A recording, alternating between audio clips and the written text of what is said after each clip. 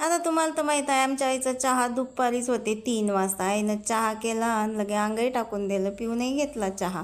माया सगळा पसारा राहिला होता आवऱ्याचा. गोधड्या काढल्या म्या संध्याकाळच्या आणि नेल्या तिकडल्या घरात. आता कपडे काढायचे होते, झाडझूड सगळंच राहिलं होतं बाहेरचं. म्हटलं कपडे काढून घ्यावा, नाही तर त्याच्यावर सगळ्या धुळा बसते. सगळे पांढरेच कपडे होते आणि झाडझुडीला लागली. झाडझूड करून घेतली, मस्त बकऱ्याची पुंजा भरून घेतला. आता पुंजा हा 3-4 ठिकाणचा भरा लागते, कारण का आज लय म्हणजे असं खडे गोटे झाले. मुरुमानला बंधून होतं, सगळा पुंजा भरून घेतला आणि आता उखरलं त्या ठिकाणी. मस्त असं पाणी मारून घेतलं.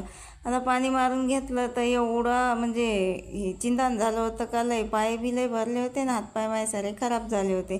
प्लॅटफॉर्मवर पाणी भरून घेतलं मग सगळं बकऱ्यासाठी आणि पसारा आवरून घेतला. आणि लगे भांडे बी राहिले होते दुपारचे घासायचे. तर मग आता म्हटलं पहिले हातपाय धुवून घेतो आणि मग नंतर पाहू काय करायचं ते. हातपाय पुसून घेतले आणि तहान एवढी लागली होती का उन्हाच्या वाफा बकाल लागतात कुलरातून बाहेर गेलं की. आणि दादानं आज दुपारी मस्त आंबे आणले होते, कच्च्या कैऱ्या, ते तशाच ठेवल्या मी आणि भांडे लावून घेतले पहिले.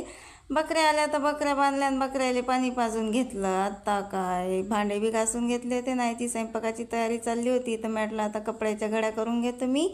तर आईनं आपली भाजी बी टाकून दिली मस्त वड्याची. कपड्याच्या घड्या मी कपाटात ठेवून दिल्या आणि पसारा आवरला.